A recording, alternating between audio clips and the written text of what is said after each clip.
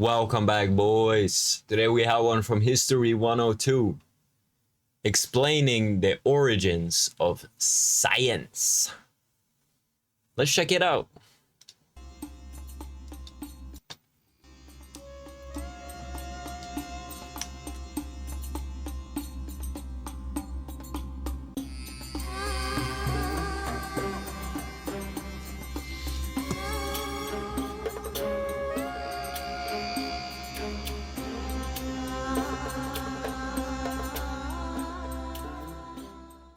Hi, Austin. How are you?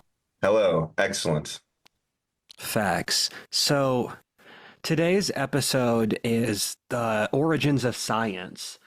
And this is one of those things that is one of the most important events in history. I think you could say the invention of science. It's competitive for the most important event in history. And people often bunch it together with the Industrial Revolution, but they're actually they are different historic events that occurred for different incentives, although they're connected. And the biggest thing for this video is less so implicitly about science itself, more so disproving historic and cultural narratives we have related to science that make it impossible for normal people to understand what actually happened, because there's three or four different psychological narratives that we got really incorrectly, and the only way to see the reality is to debunk each of those. And what are those psychological narratives? So let's go through each of them one at a time. The first is that we have no idea how the rest of humanity perceived reality. Secondly, we don't realize that science itself pulls on ancient and medieval roots that we've forgotten about. And thirdly, actually, there's four. Thirdly, that science and religion are not actually at odds. And fourthly, that what we're practicing now is not science, and that we don't actually use science to guide our society anymore. And so if you look at each of those four, you'll see that the invention of science, you need to study those four things. And in the process of seeing those, you'll be capable of understanding why science developed, how it made the modern world, where it stemmed from, and what that means for us today. So the first of them is understanding how the rest of human history perceives the world, where, for example, we forget how much of the things that we believe as completely obvious are in fact particulars to certain historic trajectories we have. An example of this, and this is the simplest thing, the idea that physical things exist. This is an idea that stems from Aristotle. Developed the concept that there are physical things and that the spiritual concepts are fundamentally derivations of originally physical things. And that sounds obvious, but in Indian, Platonic, and in Islamic philosophy, the spiritual is first, and then the physical world is a pale imitation of the spiritual. So in lots of world philosophies, things that we view as completely insane are just taken for granted. Where in Indian philosophy, as an example, reality is an illusion spun by the gods called Maya or Galaya. And thus, in Indian philosophy, as an example, until the British Empire, it was seen as immoral to make the peasants wealthier, because if the peasants got wealthier, then they would suffer less, and thus they would need religion less. And the purpose of life is to lead to religion. Thus, bringing the peasants out of poverty is immoral and selfish and materialistic, because you're shutting them off from reaching religion. So I'm going to let that sink in, because that sort of thing is an example of how different a worldview can be. And interestingly enough, Indian philosophy and history isn't even the furthest removed from the Western tradition, because they both originally have an Aryan root. So with the Indian example, it's and the different frames, I guess a good way to think of it is they're following the logic of certain conclusions. So if Yeah. you set something as your highest value, then all sorts of weird Yes. situations can arise out of trying to attain that. Like an AI movie where the AI goes crazy because his mission is to Yes. protect X person, then he goes out of Yes. his to weird conclusions to do that. And I was gonna bring this up later in the video, because we've done that today. And it's one of the biggest parts of the downstream effects of science, because I'm going to argue that the invention of science, although it is inordinately positive, there are very key negatives to it. And an example of this is that there's a great book called The Knowledge Machine by Stravens, and it's about the origin of the scientific method. And so this is very important because it talks about the iron rule of science. And the iron rule of science, the way the scientific method works, is that you create a test where one of two results creates an outcome. That you have two hypotheses, then you have a test where an empirical result can pick one or two hypotheses. An example of this is that if you were to say, is America a WASP oligarchy? Let's compare income range by American white ethnicity. And when you find that Italian and Polish and Jewish Americans are the highest rank of white American in income, and then British Americans are below average, you can see that America is no longer a WASP oligarchy like it was a century ago. So you have two hypotheses. One, that America is run by a small Anglo-Saxon elite. Another is that we have a more diversified white elite. And if you look at income ranges, that can lead to the second hypothesis, that we've seen a democratization of power and wealth in America across across multiple white ethnicities. And so the way science works is that you have a test, and the empirical results for the test dictate which of these hypotheses you pick. And this is incredibly good at certain things. And the point the author makes is the thing science does the best is it's an arbitration method, where there have been many examples of this over history, where the shift from Newtonian to Einstein physics, and this is another thing the book talks about, where they had inconclusive evidence to move from Newton to Einstein's model, and then they purposely hedged the evidence to move it towards the Einstein model because the scientist involved had a bias towards internationalism because it was during World War I and the British were fighting the Germans. So he thought, if we can prove a German philosophic thesis, then we can show that war is bad and we should love internationalism. And physics is one of the fields I've studied the least, but as far as I can understand Einstein's model, the thing with physics is I meet lots of people who are way smarter than me in this discipline, and they have vastly different opinions on physics. And so I don't really know what opinion to say. But as far as I can understand, Einstein's theories have trounced Newton's, or they've created a different field. But the thing with the test, that there's multiple points I'm trying to illustrate with this. The first is that science is a testing method. The problem is that you can't use science to develop a moral code, and you can't use science for contextual understandings, where we have tried to shove science, which is limited by its power, where science is so good because it creates an arbitration method and also creates incentives to gather data.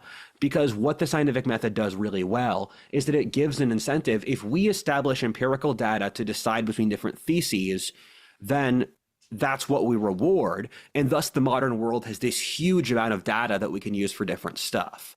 And it's good for process of elimination, but science is really bad for contextual understandings or human life or things that require more complex motion and more complex fluid systems because it is by its own definition. I I kind of see science as like a rigid kind of block, you could say. It's kind of what he says. It doesn't have that like fluidity, like human aspect to the shit. And the thing is, like, it doesn't create, it doesn't explain the world in a way which religion can, and it doesn't give purpose. It just gives data or whatever the fuck. Like, yeah. limited. And when science was developed, there was, if you had told the people at the time that this one thing will become your entire formulation for all of human knowledge, they would say that's insane. Anyone in the development of science, if you asked them, this will become in several hundred years from now, your entire society's mental formulation for how you relate to the world with your only form of knowledge, they would say, yeah, that's not going to work. And they were right, because I guess that's where we get up to chaos theory, Yeah. where the overly deterministic scientific view of the world started to run up to its limits in the 70s or 60s. This is something that I want to make a video about, but in every single discipline, we hit up against a wall that we can't really use science to predict. And then the obvious answer that I'm shocked no one has reached is that in almost every case, the pre-industrial world already had an answer to that question. So in physics, both Einstein and Newton's theories have been pushed up against their limits, and there's too much stuff that we can't predict. We've hit a point where every single honest physicist is like, I have no fucking clue what's happening. And so physics, for genetics, we hit this wall of DNA, where DNA is so complicated, and there's so many different sub-interactions that it's impossible to predict. Same thing with psychology and human nature, where you hit up against Freud, and Freud can't explain everything. Then history and politics, you hit up against this. And throw on top of this just blatant lying. The blank slate's a lie, equality is a lie, progress is a lie. We'll get to that later. And so something we'll talk about later is the shift from actual science to scientism. Science isn't even our arbitration method anymore. We just make crap up and then try to rationalize it. But we'll get there. And so in each case, we've tried to push using purely science to the limit. And Houston Smith, who's one of my favorite authors, he is a religious author, and he said science is like, there's these broadcast lights where if you've got a show, there's these huge lights. There's these lights that make huge beams of singular light that hit that you use to like show on the crowd or sign on the singer. He said science is like that, where it's very good at basically shining on a certain thing and understanding a given issue, but then you have to relate to the entire night sky as a human being. And so that's why you need to have tradition or wisdom or religion and art and those things, because even art, we don't think of it this way. Art is a way of thinking because it's relating to the subconscious, which is why for all of us, there are pieces of art that are the most important thing in our lives because it spoke to something deep inside of us. And I find a lot of science is the attempt to avoid wisdom because wisdom is uncomfortable. Because the thing with first of all, wisdom is not fair and it's also heavily hereditary. So if you acknowledge wisdom, you have to acknowledge some people are born innately vastly more intelligent than others. Then on top of that, wisdom is also gained through yeah, like people kind of just refuse to accept that they all they're just are better people. Like I've seen them and you've seen worse people. I know there's fucking geniuses that are like so much smarter than me, bro.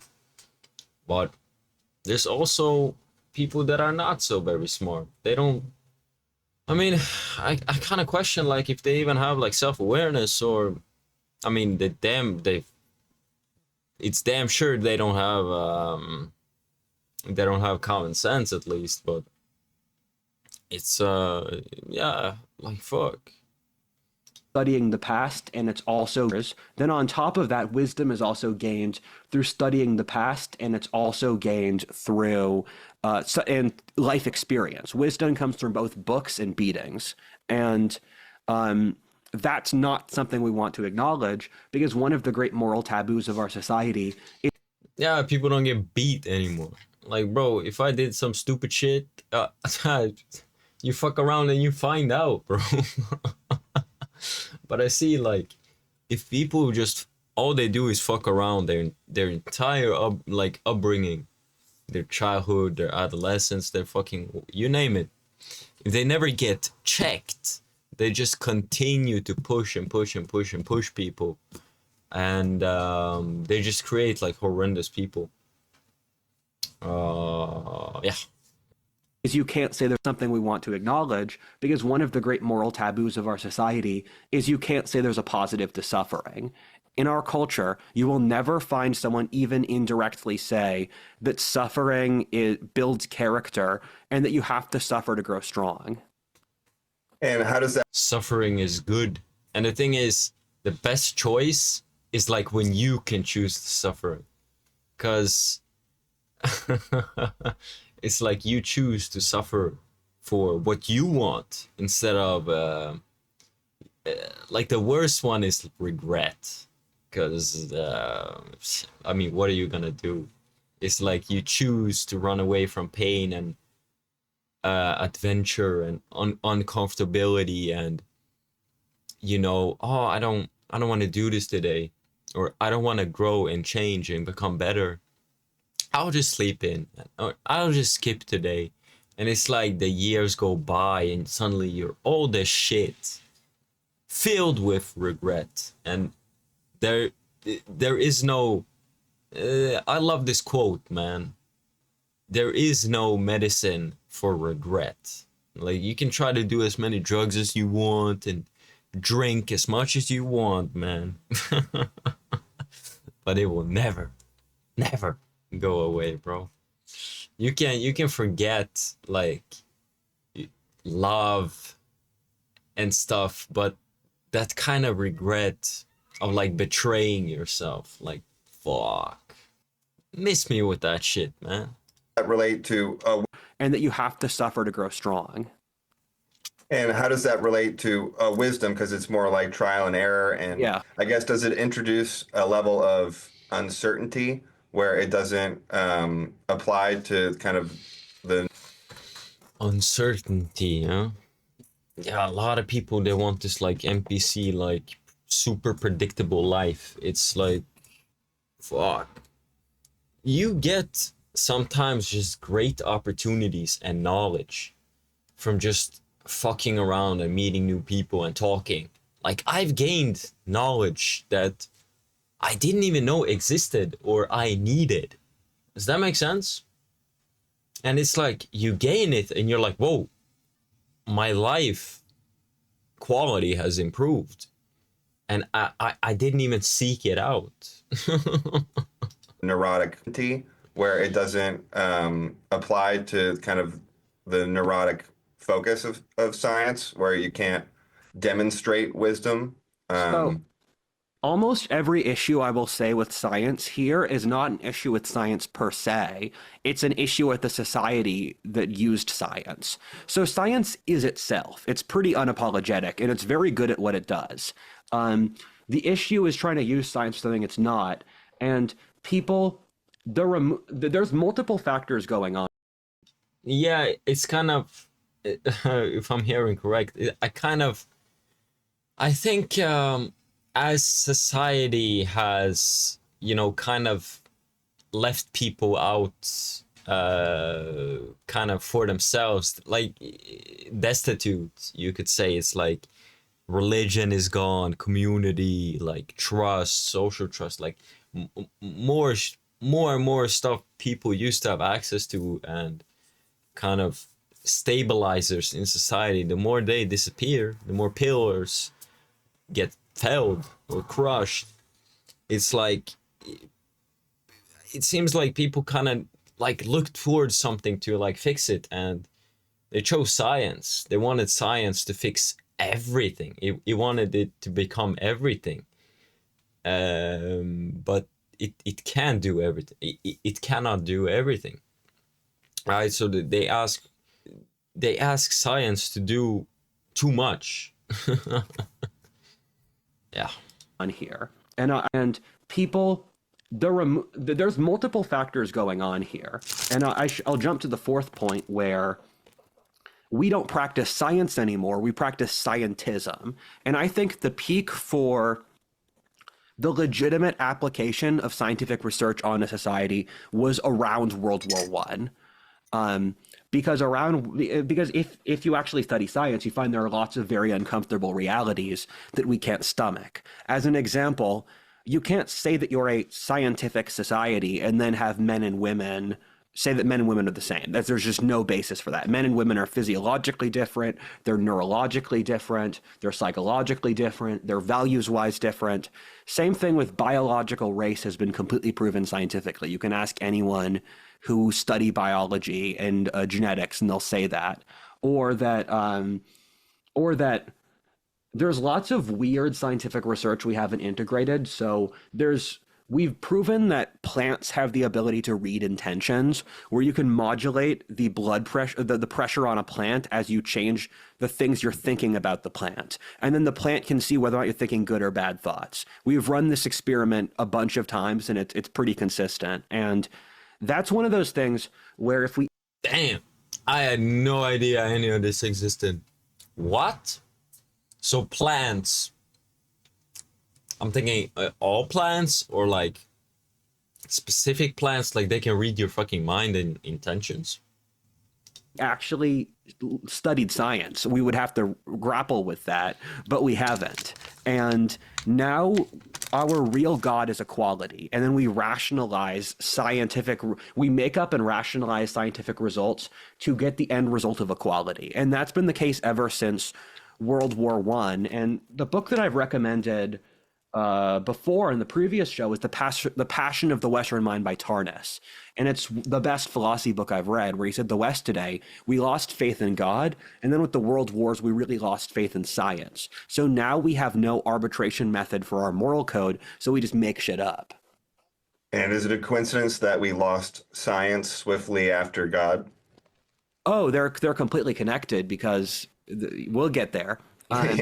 But I mean, one of the things that always shocks me is that the current ruling class, they pretend that they have any validity, and I'll ask them, okay, so how do you rationalize your moral code? Explain to me why you have validity. Explain to me why the things you say have any meaning. And I don't understand why no one looks at the philosophic underpinnings of our society, because this stuff isn't hard. Like, these are relatively simple concepts. And our society's ruling class and our ruling philosophy, and it's just stuff I've read these thinkers, they say reality doesn't exist, power determines reality, humans are infinitely mutable, and that once you gain the government, you can control everything. And I think to myself, that's so disastrous. If your elite believes that, something very, very bad will happen. And those are easy concepts to understand. Like, I grew up in a rural, mostly Christian place, and among the normies I grew up with,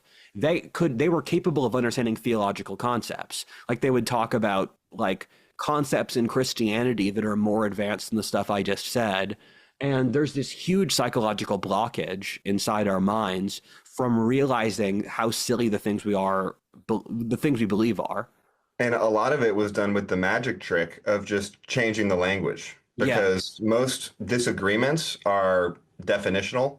So you have an intuitive understanding of what something is, and then people end up defining it a certain way. And then you can say, I don't care what you call it, just this thing that we're describing, let's define it, not use a word. This phenomenon, like you described, science is actually, a simple, useful concept. And they've twisted that to the point where they use empiricism like a cudgel, but they're only selectively choosing correlations that enforce either the oligarchy or some ideology of equity. So a lot of it, I think, is just they're manipulating the words, and that's manipulated our mind, and they've kind of claimed evidence-based and almost. Damn. I wanna get to the level of language. The thing is, English is not my first language, so it's very difficult for me to like. I understand the words, but I just kind of forget to use them. Does that make sense? I don't know. I just speak very fucking plainly because I like it. I think more people understand when I say shit plainly, but there is a tiny, there's a bit details that there are details that go away when I speak, but when people like this speak, they get it. Made it a bad related our mind, and they've kind of claimed evidence-based and almost Yes. made it a bad word when it doesn't need to be, just because of the way that they're abusing it as a call to authority. I call myself a radical empiricist. And what I mean by that is that if it works, it works. I don't really care why or how it works. And the irony with empiricism is that if you are an empiricist, you look back over human history and you'll realize, wait, every society ever needs religion. The societies without religion fail. And people subjectively have religious experiences, and that's something you need to keep track of. People subjectively have emotions and relationships to the world and communities and that stuff. And what people did is they said, if it's not perfectly replicable, it doesn't exist. And that works for certain things. Like my friend Kurt Doolittle always likes to say that for law, that's completely necessary. And I agree. For legal systems, for business contracts, for that stuff, you have to operate off replicability. But most of the human condition itself is not replicable. And so if you want to operate on that for the entire human experience, you're just going to end up in a completely numb and meaningless society, which is where we are. And I believe in subjective empiricism, where if you feel an emotion or if you have a religious experience, it is what it is. Write down what happened, and then you can relate back to it and use it as a tool of analysis. And then you can study it for its predictive value, where you just look at the experience for what it is, you look at how you feel about it, and then you subjectively see what the symbolism is. And this is what Jung and Freud did, and it's the underlying nature of psychoanalysis. But one of the things that the Tarnas book talks about is that there's all of these philosophic, and also with radical empiricism, it's incredibly easy to unify science, religion, and philosophy at once. Because you've integrated the entire human experience through a combination of the subjective feelings, through empathy, and then the empirically what happens, and then you test all these things for how well they work. And the thing that Tarnas book said that's really interesting is he said there's this huge romantic push over the last 200 years against the cold impersonality and materialism of industrial civilization. But then what happens is that those people can never systematize, so that over the long durée of the Industrial Revolution, what happens instead is that the forces of bureaucratic impersonality just gradually grow larger and larger and squeeze out everything else, because they have been institutionalized, so they don't even need to think. They just constantly keep moving forward, while subjective stuff can't be institutionalized on an industrial basis. So when you lose your ability for wisdom and objective striving for new objectivity, then the institutions just run roughshod. Yes. There's no alternate. I see it as like a real estate where the big firms like BlackRock, they buy up more and more land. And if you have a small real estate firm, one bad house can screw you over. And then what happens is that when you're the scale of BlackRock, nothing is bad enough to stop you. So you just keep growing. And then the bad luck of smaller real estate companies adds up. And it's Matthew's law: the rich get richer and the poor get poorer. And so over industrial history, basically standardization had a scale advantage, and you had short-term pushbacks of subjectivism, like Nietzsche or the hippies, or like, I don't know, grunge or the Nazis or romanticism or any of these things. And then each time they push it back a little, and then the force of managerial bureaucratic sterility, it keeps pushing forward. Managerial bureaucratic sterility. Holy shit. I need to start, I need to use that word more. Sterile. Like, yeah, a lot of fucking shit is sterile. Because there's nothing really to fight against, because it's a system. You can't fight against a system. And, although I try. And what changes that dynamic? And that's a product of losing the ability to be generally objective in the culture? Or This trend can't last for much longer because the underlying endpoint of all of this is the collapsing birth rate. Because the birth rate is the canary in the coal mine, that something about modern society is innately intolerable enough that people won't have kids. And so I see the collapsing birth rate as a sort of silent strike by population saying our lives are not fulfilling enough, so we refuse to have kids. And then the industrial system can't survive that because it demands constant growth to maintain itself. And so the one thing it can't handle is a declining population. And so we will have to go through, we're going to have to go through a social renovation process. And an example of this is in Japan. They're trying to institute a 4-day work week. You know the Japanese are workaholics because they need people to actually like fuck each other, and so they're like, "We'll give you an extra day off if you have kids." And so I'm expecting more of that because also as the population's grown, the value of human life has decreased, and at the same time, as the value of human life has decreased, the power of the system grows. But then as the population goes down, the value of human life vis-a-vis the system will increase. yeah, I mean, it depends how you're conceptualizing value because you have the general growth. Like, is it like one person as a percentage of value or the value generation of an individual person combined? Yeah. But I like, and then mate formation's an interesting indicator because, there's a lot of arguments about inequality. You can talk about Pareto distribution or when is it too much inequality when everybody's conditions are getting better, et cetera. And the lack of ability for mate formation kind of cuts through that as the relevant indicator. It's like, okay, yeah, maybe you can have different percentages of inequality and it's not a problem. But if you have mate formation breakdown, then there's going to be people looking to change the system. I was on the phone with Merrick today, and what I told him is um, the boomers can cope about anything except the stock market. The boomers can be like, oh yeah, people aren't having kids. Oh yeah, people are make less money. Purchasing power is lower. Mental health is worse.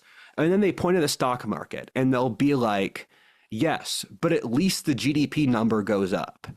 And they've been able to default and say that the complete failure of every other institution except GDP go up is fine because it allowed the GDP number to go up. The birth rate stopped the GDP number from going up. So there's nothing they can cope about. And so that will, once the boomer can no longer cope, is the day our age ends. Yeah, I mean, I don't know about the exact correlation between with the GDP and our current population trends or when the timing of that will hit, but I think already politically the stock market has stopped being an end all be all economic indicator for what makes people politically happy So because everyone knows pumping the big stocks is not helping the general economy. It's kind of like increasing real estate, and stocks is good for people's portfolios or boomers' portfolios, but it's not actually helping the economy. that's true for us as conservatives because we're not the ones getting the government printed money. Um, but Mhm. so for the left, the line go up is really a psyop. Where I have friends in politics who tell me a huge amount of Democrat policy is just doing money printing so they can shove their buddies' money. So they're going to print a crap ton of money for quantitative easing and then give it to US aid, give it to their constituents, give it to Democrat cities, give it to various corporations built off the payroll. So what the right is moving past this. And what I see for the left is they're like, oh yeah, stock market go up, number go up. Here's $10 million gay charity fund of Uganda. And so they're using Line Go Up as this cover to just shove their buddies' money. Right. It's a upper middle class welfare system. And it also, if you, for example, ban stem cells or make these pharmaceutical treatments 10 times artificially more expensive, that's going to boost the GDP because we spend Yeah. like 28% of it on medical care. but that's not actually improving people's lives. It's the same as buying tanks and bullets, and yeah, Yeah. you get the GDP boost, but you're rationing. So these numbers are not Yeah. good indicators always. There's a great book called The Growth Delusion by David Pilling, and I read it in high school, and it was very important for my future mental development because I'm an anti-corporate rightist. And what the book's about the how the numeric how our enslavement to GDP per capita stats are weird, and it has these bizarre outgrowths. Where an example of this is that Kenya has 6 times the economic size in reality than on paper because third world currencies are not processed at the same level as first world currencies. And so an example of this is that if you buy a burger in America, it can be like $15 and it would be 10 cents in Kenya. And then so it's counted a lot less as a transaction. That on top of it, a lot of the Kenyan economy is done through family relations or village relations where money's not spent or the black market. And so if Africa has 6 times the economic size of what we think, that's a huge detail. Or it talks about how the US government purposely pushes this enormous, really inefficient medical bill spending.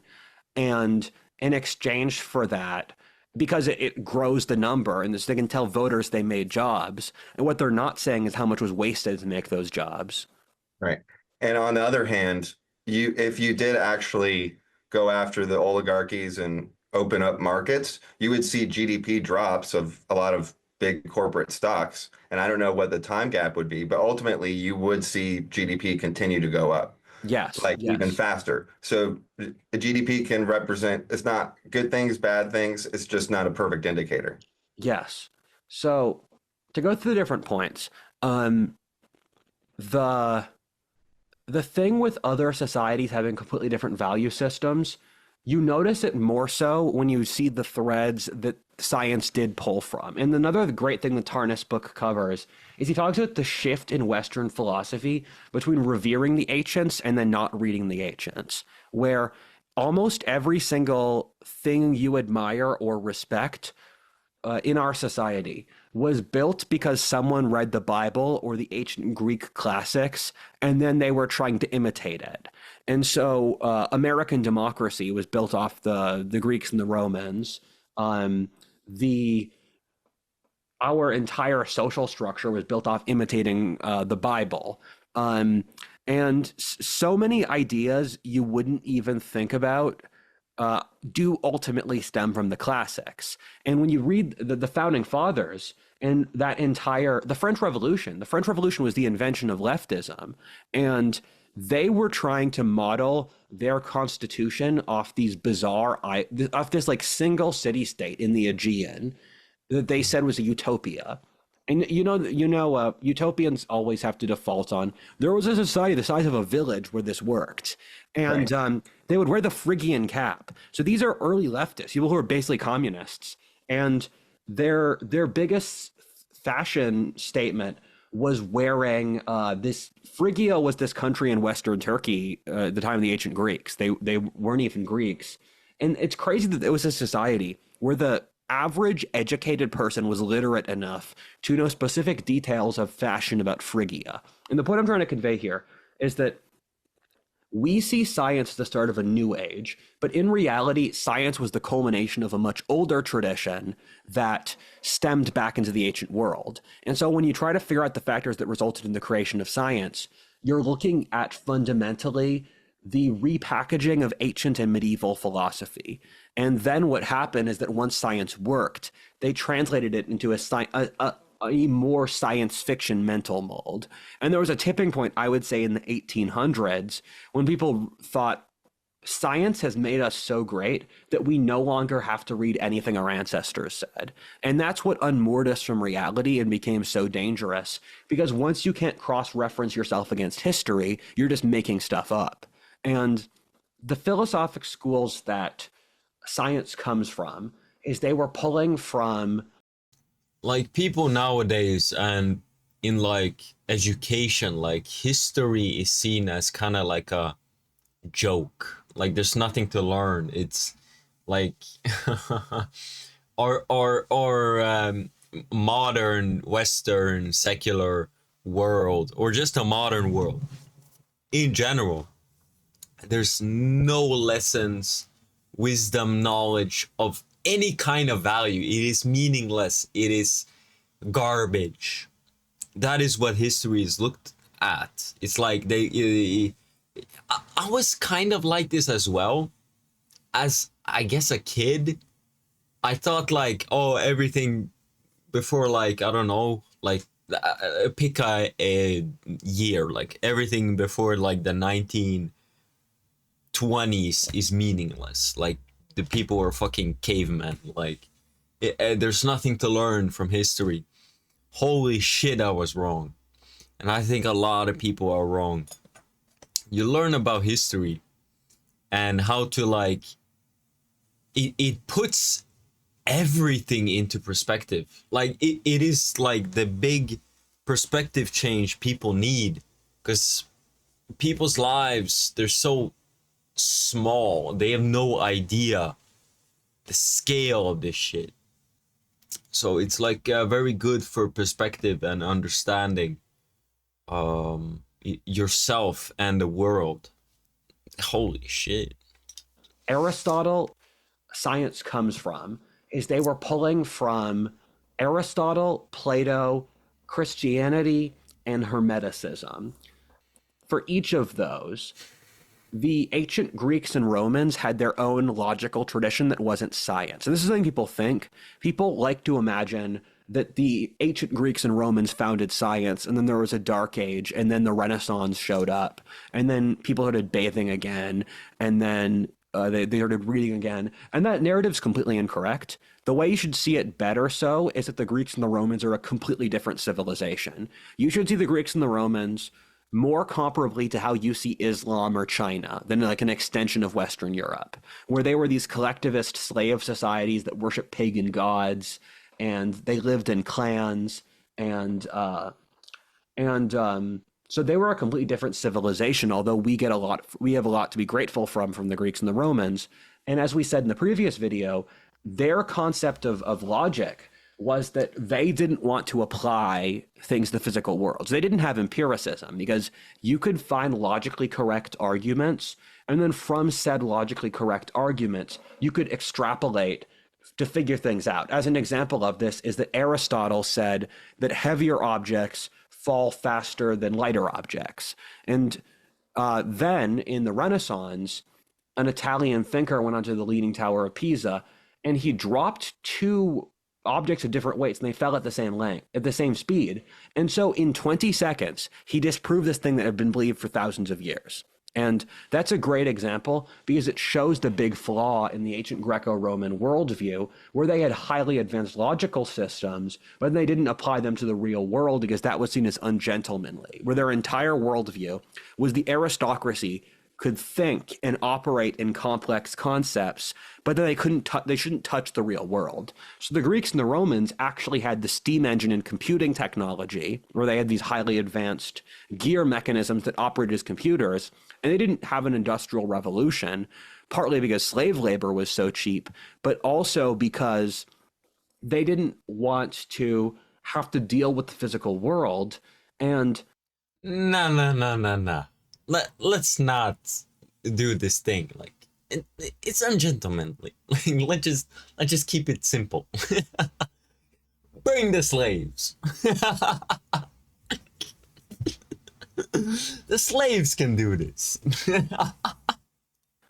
It's want to have to deal with the physical world, and it's important to understand why they believed that, because the Greeks were trying to adapt to, firstly, the invention of geometry, where geometry was the most important thing in Greek philosophy. And the way mathematics works is that you develop these abstract principles removed from reality, and then you use abstract principles to figure out physics equations. So they were trying to do that for the entire human condition. And also, we have proof that the Greeks were using psychedelics. And this is what Plato stems from, where they would use the Eleusinian rituals or the Orphic rituals to go to the spiritual. and then they would talk to these abstract spiritual archetypes. And so what this means is that the Greek worldview viewed all philosophy and all thinking as purely abstract, and then the more you sullied the abstract with the physical, the more you were defiling it. But the problem is that this meant that they could never break through to actual science or industrialization or empiricism, because these are all based on touching physical things. And they assumed the flaws of and inconsistencies of the physical world were actually messing with their logical Yes. models and throwing them off the course rather than correcting them. And it's a great example of incorporated knowledge, because I was thinking about the Apple example and the Tower of Pisa, etc.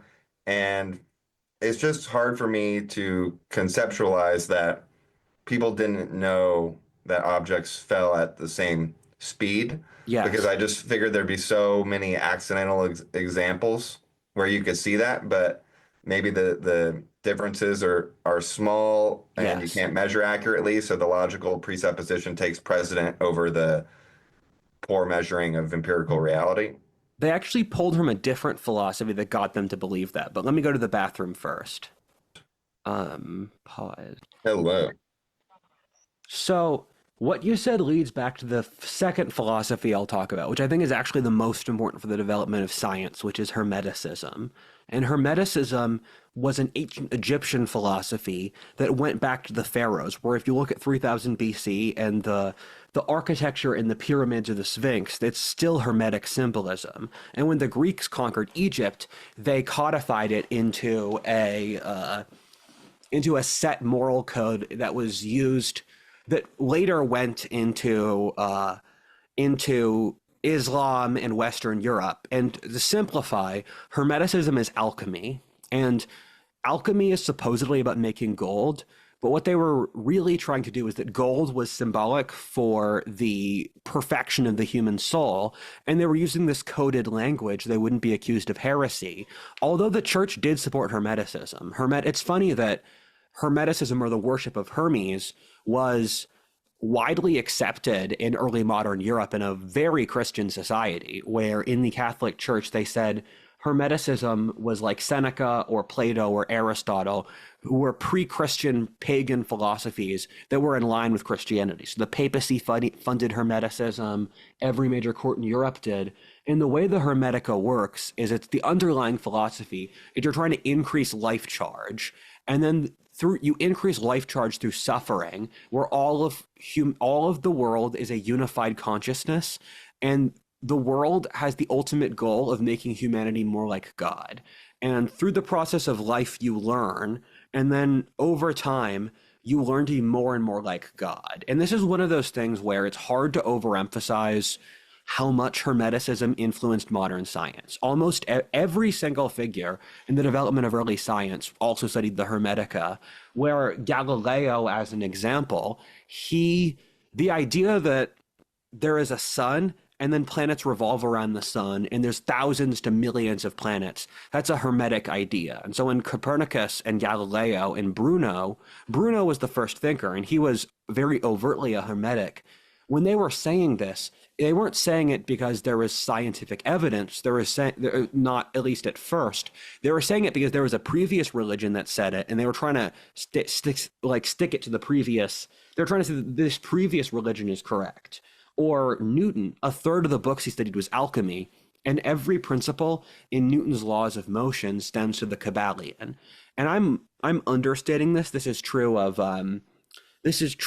basically every thinker of that time period, and the concept of evolution itself, where the alchemical transmutation of forms is that you face suffering, and through facing suffering, you gradually transmute into something better. Through the gradual process, you evolve from one form to another.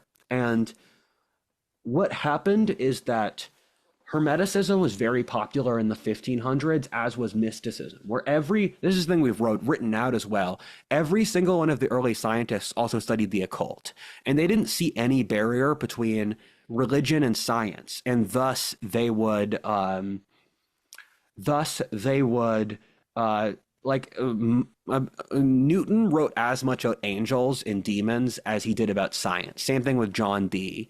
And so they saw science as finding the mind of God. So their goal was through science to find God. And this is actually how science started back in the medieval period, where the goal for science was to reflect the beauty of God's creation. You look at the Islamic world. Yeah, I remember hearing about this. It was probably Rudyard that said it, but like I heard about it before. It's like, yeah, science did start out with like kind of the goal to kind of, I don't know, like learn about God or be closer to God or just appease God. Like that's kind of the thing. And it changed a lot over the years, and then boom, now it's like science is the God. God doesn't exist, they say. The reason is to reflect the beauty of God's creation. You look at the Islamic world, the reason the West developed science and the Islamic world didn't is that in the medieval period, the Islamic world thought all of God's truth is contained within the Quran. And thus, there's no reason to study science because you can just study the Quran, and the external earthly world is itself fallible. And then in Thomas Aquinas is a very important figure we've forgotten. He lived in the 1200s, and he made a logical system that connected Christianity with the Greek thinkers, and in the process, he made the philosophic principle that became dominant in the West, that Earth is a reflection of the divine plan, and thus by scientifically studying Earth, you could find the mind of God and learn to honor God more greatly. And you had this debate in Europe in the high medieval period between Duns Scotus, the Duns Scotus school, that it's basically the Muslim opinion that you should submit to God, and then the Thomas Aquinas school, and they were both fighting against more rigid pre-established beliefs, either just completely worshiping the Greeks or worshiping the previous Bible without critically thinking about it. And then almost every single underlying toolkit in the scientific method was developed in the 1300s by monks, where the William of Ockham, developer of Occam's razor, he was a monk, an English monk in the 1300s. Roger Bacon, another English monk in the 1300s.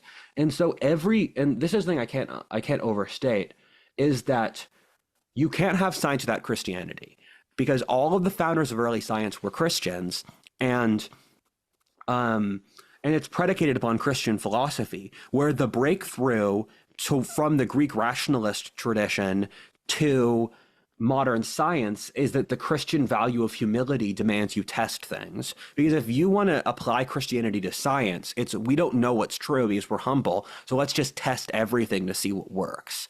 And so that is the touchstone. You had to combine the Greek rationalist tradition with Christian humility to create science. And the greatest funder of science into basically now was the Catholic Church, where the Catholic Church and this is the thing we really got wrong with the narrative. The Catholic Church funded and protected and guided science for most of this time period, and it was only later that they became a scientific reactionary force, where Galileo is the touchstone example, but Galileo and the Pope were friends, and the papacy funded his research, and Galileo got in a bad spot with the church due to complex church politics relating to a variety of other things. Right. He was not even purchased because of this supposed conflict between science and Christianity, which it was completely church politics. So that's a great cultural myth. And Yeah. interesting how pervasive it is. I guess as part of the propaganda. And then you get into natural law with Aquinas, right? And does that relate to? There's kind of a parallel between the study of physics and the study of sociology, where you look at there's certain patterns to human nature, Yeah. and then there's certain patterns to the universe, like within physics. Both of these concepts are connected Yeah. to the idea of God's words versus God's works. And is that Yes. kind of like the problem with Islam, is they were stuck in the words, but not the works, as in acknowledging the universe that God created has certain rules that can be observed and discovered. Yes, that's correct. Great point you made there. And natural law is such an important thing. And our society can't understand the concept of natural law, but it's actually a pretty simple concept. It's just the universe has certain rules and it rewards you for following the rules. And that's obviously true. Like if you work harder, that's generally better. Men are generally physically stronger than women. There are these general principles to the universe. And if you follow the principles, you get rewarded. And our society rejects that, although it's obviously true. And natural law, there was this concept that there was a unified theory of how the world worked. And over time, we used science to dissolve any concept that reality exists until you hit the 20th century, when I've read multiple philosophers say the great issue of philosophy is that there's no argument for why reality exists. And I thought, you idiot, of course reality exists. If you need an argument for why reality exists, you're a fucking nerd. Just shut the fuck up and just cut the nerd shit, man. And Does reality exist? Yeah. I hear what he's saying. Like fucking nerds, bro. Just go get some pussy or some shit. Like, damn. it's the whole thing with postmodernism where they're like, oh my God, how do I prove reality exists? Okay, if I kick you in the face, you're going to feel pain because I kicked you in the face. That is the nature of reality. If you don't think reality exists, you have not faced enough suffering. Or you've faced too much suffering and you're coping. But the church science division is interesting, and it's largely an outgrowth of the 30 Years' War. And so the religious wars in the mid 1600s, they created first of all, they got rid of mysticism, where the connection between mysticism and science, that was a side effect of the ends of the wars of religion, because Europe was so deeply ravaged by these religious wars that there were several subconscious assumptions the West made that we haven't tackled but are super important. The first is that religious wars became socially taboo.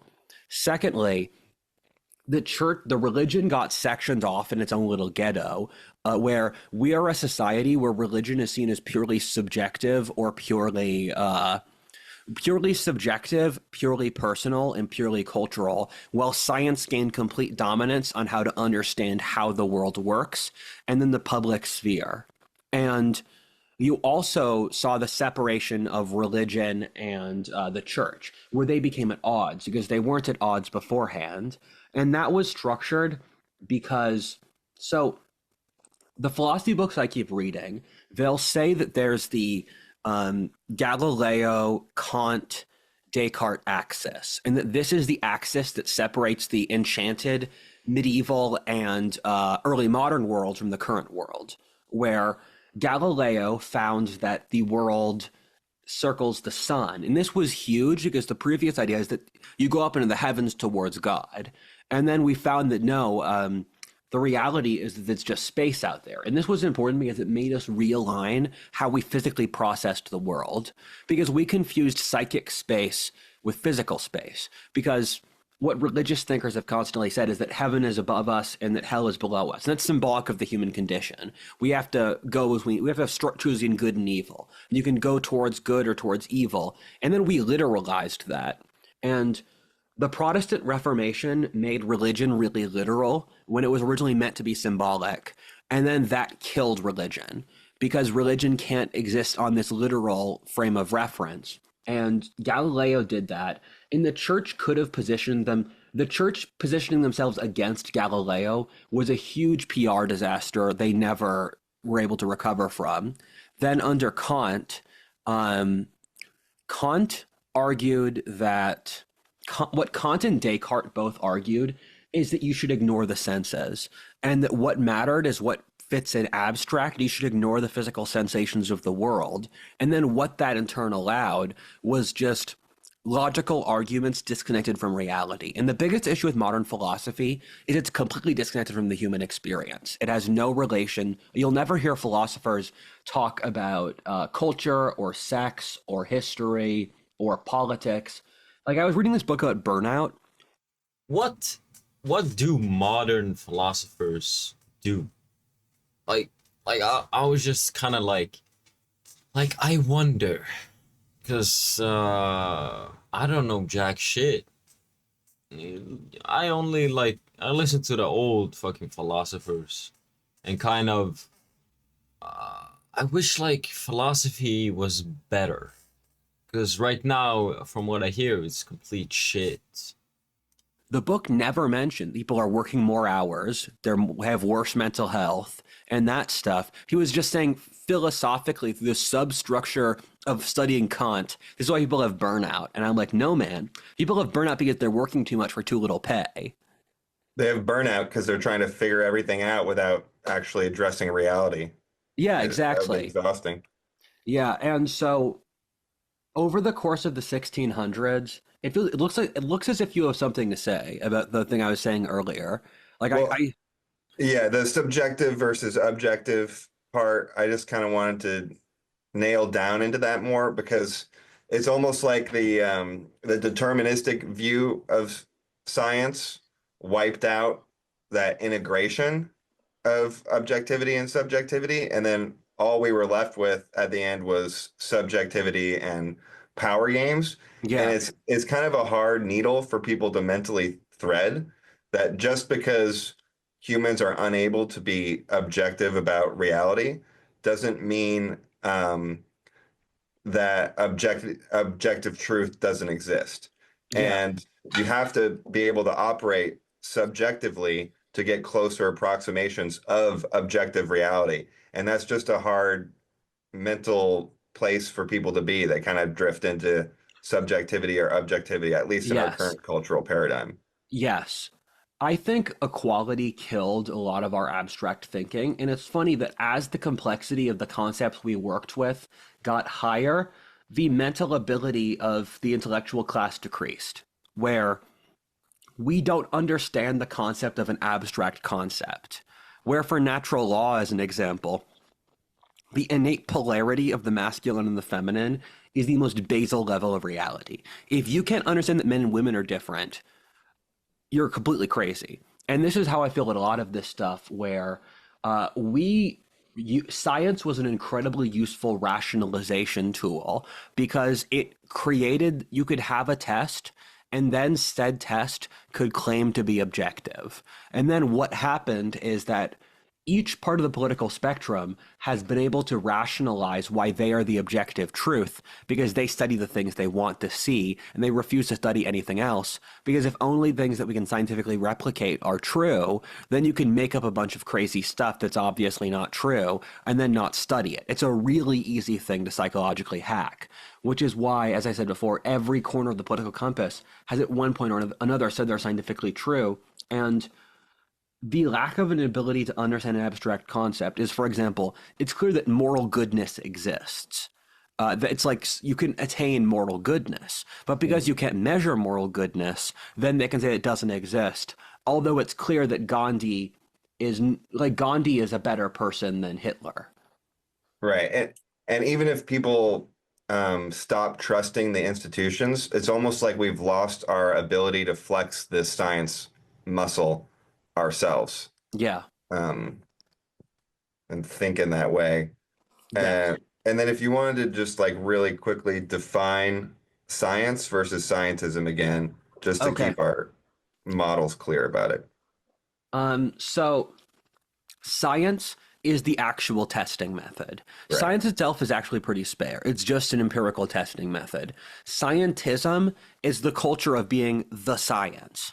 And so as of now, we're almost purely scientistic and then not scientific, where the whole COVID thing of follow the science that's an example we'd all know that's so obviously rigged because any of like we found consistently that COVID's not that dangerous, all things considered, and whether or not how much you want to react to an illness that's not particularly dangerous is your choice. But then the only science we were allowed to say was that COVID was dangerous. And so there was this apparatus that demanded you follow the science. And we've been doing that for a while. We're in the 20th century. This allure of the science became our entire ruling religion, although it was stuff that was the opposite of the truth in all reality. And one of the points that our society needs to learn that we haven't is that we are the weird outliers, where there's a bunch of things that every other society in history except us believes that we don't.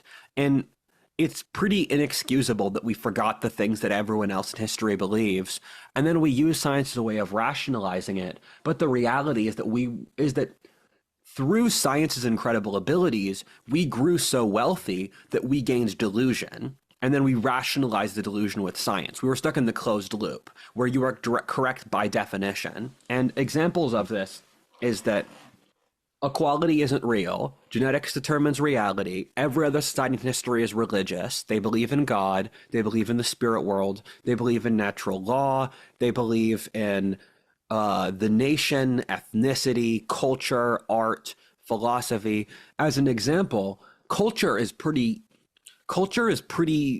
clearly important, even on a materialist basis, where you can say that a culture is someone's identity, it's how a society survives, it's the operating system. But then we could use a very narrow scientific understanding of reality to basically say if we can't study it, it's not real, and thus we can completely ignore the importance of culture. Yeah, and it just seems so simple breaking it down.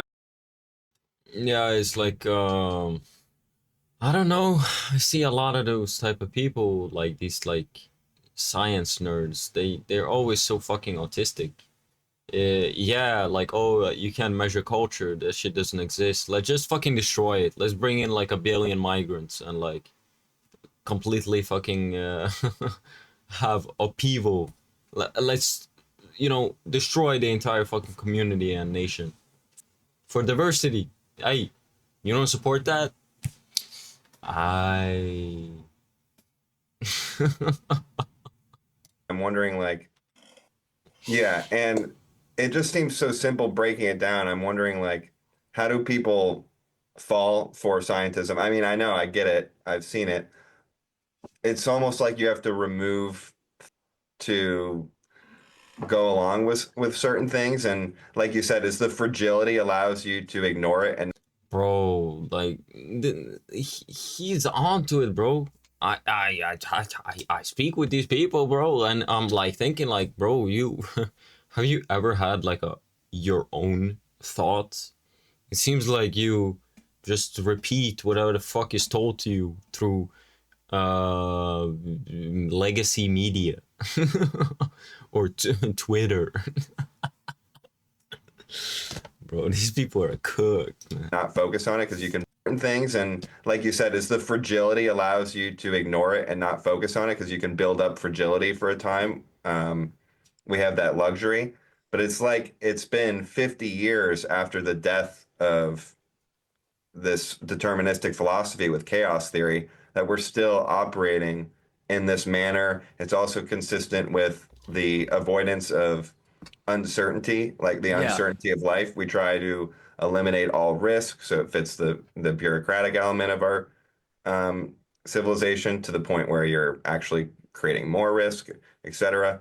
So I guess it just it's like the apples, like people not knowing that things the same different weights fall at the same speed. It's just it's amazing what you can miss based on selective focus. Yes, it's because we're the last men.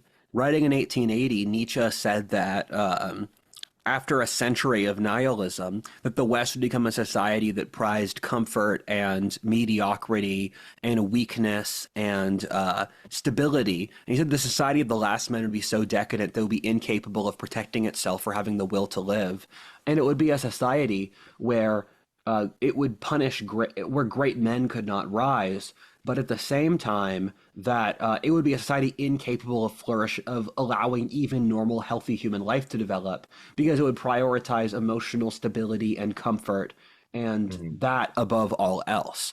And I've thought about that, and the more I see, the more I realize that Nietzsche was just completely accurate, and that we are, before anything else, we are the last men. We are not the last men. We are the last men. Right. But when we lose all these qualities and then it becomes kind of easy to cut through, or just a few people who remember how to think to make a change. Yeah. And how does action relate into this?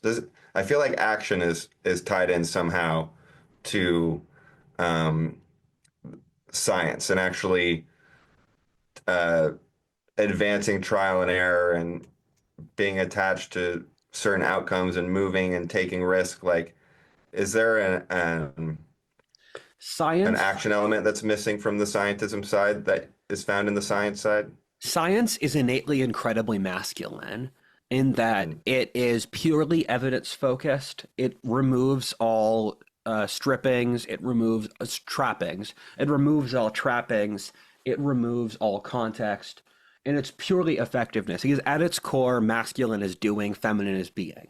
And so I think a lot of the over feminization of our culture is actually a reaction to the over masculinization of science, where we have this very hyper masculine social mental model supposedly in our culture, and then we attach feminism to the other side of it for us to psychologically balance. I say modernity is a combination of the autistic masculine and the hysterical feminine, which is a descendant from romanticism and the Enlightenment, where what we're seeing now is the degenerate form of the Enlightenment and the Romantic movement. And the thing with action is that science demands constant testing in order to work, and it's innately it's innately progressive, and it's also innately destructive. And so what you ended up with is a social code where the only thing that's acceptable is the disproving of previous theses. So we took the empiricism of the scientific method and then warped it into something. It's the culture of critique, where the reason the culture of critique worked is because it's the scientific empiricism. And the complex thing that, do you ever find it ironic that the culture of critique came from the exact same society as, so the way postmodernism works is you basically say, let's criticize everything and let's be open to all ideas. And then let's immediately jump to the most doctrinaire Marxist worldview possible, where you can't criticize anything. They make the mental jump. Everything is open to question. Criticize everything. Oh, wait, we have this incredibly doctrinaire theory that the second you deviate from it, we're kicking you out.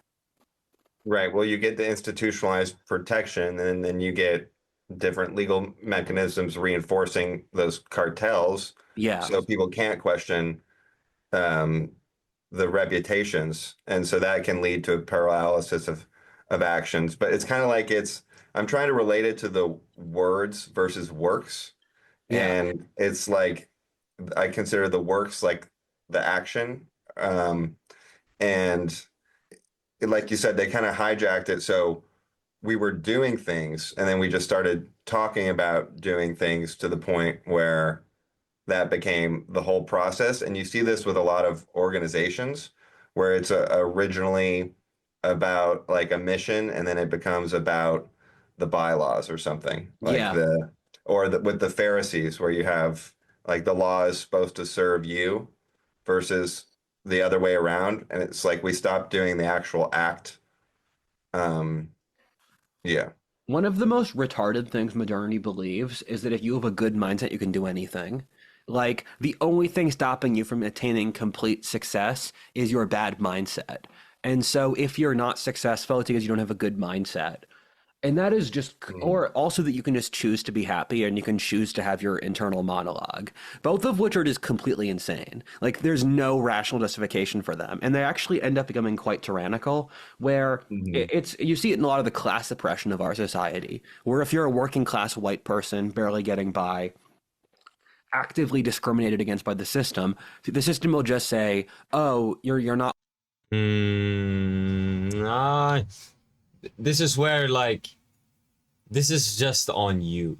Like if you want to have like a loser mentality, that like I don't like this loser mentality, bro. I just don't. Like you can if you're good enough, you can choose to be happy or not happy. Fuck happiness. That shit is not real. It's a fugazi. Like fuck happiness. Chase struggle. The this kind of idea is like it depends on what you want, who you are. This maybe it's like fucking some genetic bullshit. I don't fucking know. Some people maybe they're just born fucking victors. For me, I will always chase victory. Like fuck. Wealthy because you don't have a good mindset, and they ignore all of the systemic things that have happened against what working white people, and the I feel bad that we just relentlessly shit on scientism because science has done so much good for the world. It goes unstated, where everything around us has been influenced positively by science between the electrical lighting, between air conditioning, between food, between our ability to live in Texas, or our everything is scientific. And so I want to express tremendous gratitude to science. But at the same time, I think you guys already know that, and that's such a part of our society's mythology. I don't feel the need to emphasize it that much here because it's something that's so obvious, and it's also something we're all told from childhood, where we're all told from the second we wake up that the reason our society is great is due to science. Right. And that's true if you take it by its literal definition or its original definition, which is why it's so annoying and pervasive how words are manipulated, because we're Yes. having this conversation about feeling bad about crapping on science when there was nothing ever wrong with science. Yes. And we just don't do it. And they Yes. stop us from doing trial and error and they stop us from discovering and flourishing and all these things on the altar of some weak correlation, maintaining a insane ideology or Yes. a cartel. So The it's issue yeah, the biggest issue with modern society is that there's no rules for discourse. Or I see this online a lot, where lots of online discourse is literally just slander. There's no benefit. It's not funny. It's just people slandering each other. And that adds nothing to society. It adds a massive negative. And if you go out online and say, hey, you guys need to actually have constructive conversations, that's the most morally impermissible thing because it's like you're having a standard for them. And just our society, the worst thing you can do is hold others to standards. And which is why we're the last men.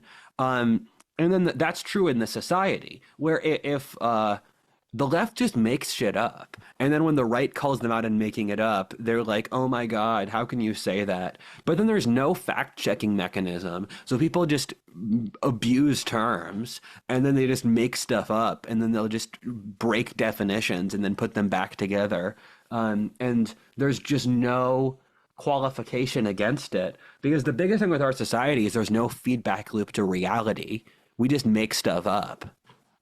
right. And appeals to the truth get mocked even by the right almost because we're so deeply in this environment. But and I like to say the truth won't always save you, but it sure can help to have it on your side Yeah. because there's an enormous networks of information and people that constantly work to hide the truth. They do a lot of work on it, and there's a reason they do that effort is because the reality undermines their conceptions. And I think we're starting to get to the point where we can reclaim the language just by distinguishing through this new term scientism and having people have clear understandings of those definitions. So it's a language battle. The best thing we have going for us is that leftism is a luxury belief, and most people in the West are poor now, so they can't afford luxury beliefs anymore. So I think we did science justice. I think we covered the whole arc of science. Anything else, Austin? Just the arc was We want me to repeat that. Okay. First arc is that societies around the world societies across human history have vastly different beliefs than we do. And then as an example of this, most societies in history don't even have a concept of rationality. The Greeks invented the concept of rationality. And as an example, if you tried to explain a natural law to a Babylonian, they would have no concept of that because their entire view of the world was that a god wills something. So you give Marduk or you give Tiamat presents so that they help your fate. The idea of an objective universe is an ancient Greek concept. The idea that the universe is also rationally explainable is also a Greek concept. So that's the first thing, that most people in history do not believe the things we believe, and in fact, our beliefs are very, very rare. Secondarily, that science stemmed from ancient and medieval beliefs about the world, in that the science was actually formed by the Catholic Church. Thirdly, that the divide between religion and science isn't real. And then fourthly, our society doesn't use science anymore. We use scientism. Right. And the last example I wanted to talk about was gene editing and governance. Because like you talked about with gene editing, where we thought we were going to be able to do all these things, and then we realized pretty much every single gene we mess with creates a worse result, or like a failure of the biology, or basically death, because you don't understand the inner workings of that complex system. So it's almost impossible to make an intervention and get lucky. And it's similar with governance and central planning, where this ideology also emerged around scientism and the idea of determinism, and human beings make up complex systems. So you try and make interventions to that, it leads to problems, which leads to further breakdown. And you can illustrate that through biological examples or other things. So I think it's interesting that I think that might have been one of, like, governance might be one of the four things we missed with gene editing and the other examples you gave earlier, in terms of another field that this philosophy has corrupted. It's interesting with when I was a teenager, I predicted that with genetic engineering, we'd hit up against some kind of wall like that there's some natural principle that would stop us from being able to manipulate genetic engineering to the level that we believe we would. For everything, there is a cost. And so I imagine, let's say if we do genetic engineering to raise the average IQ of a person 20 points, is that it would come in at a cost of so many other things in their life. And you don't even know which gene leads to an IQ increase. It's not necessarily the one you think it is, because everything's interrelated in a complex system. We could solve this by encouraging people with good genetics to breed more. Yes, some sort of natural breeding. Well, that's what gene editing has gone into in the plant world, is they're making breeding stock. So they're not breeding to the final qualities, but they're using very minor interventions to create a breeding stock that then is naturally bred the final result. Funny. The people who are doing these genetic surveys probably have very good genetics if they're smart enough to do this sort of thing. And I'm sure they don't have kids. There's a degree of there's something deeply hilarious about that. Yeah, there's Yeah, I forgot about that. Like, smart people are so smart that they see how shit the world is and they don't get kids. It's always like I mean, it depends on how you view it. Maybe they are the smarter ones or stupider. I mean, the people who like kind of are oblivious and they just pop out 15 kids, like, boom, easy. Like, they are the ones. Like, this is the thing, bro. smart people don't have kids, but like kind of, I guess, stupid or dumber people, or not really that, but like that are more like animal, they just kind of like, oh, whatever the fuck, like I have a urge, I have a calling, natural mission as a human, as an animal to reproduce, and they do that. and they continue humanity. But the smart people die. Unlucky. There's a big correction mechanism. I mean, we talked about the population problem. There's a disaster there, but hopefully if people can act again, free of bureaucratic fussing, it'll be cheaper to have kids, and they can start doing it early. So one of my friends likes to say that a lot of leftism is people with good genetics telling people with bad genetics that genetics doesn't matter. The biology department at Harvard is people with very good genetics, and then they're telling like the entire rest of the population, "Oh, genetics don't matter. Don't worry about the innate bias, the innate advantage we have." it's like a Hollywood actor saying that money doesn't matter or something. Yeah. I'm trying to. I have a joke there. I'm just forgetting it. Great video. Anyway, boys, I hope you guys enjoyed this one. I catch you boys on the next one. Take care of yourself.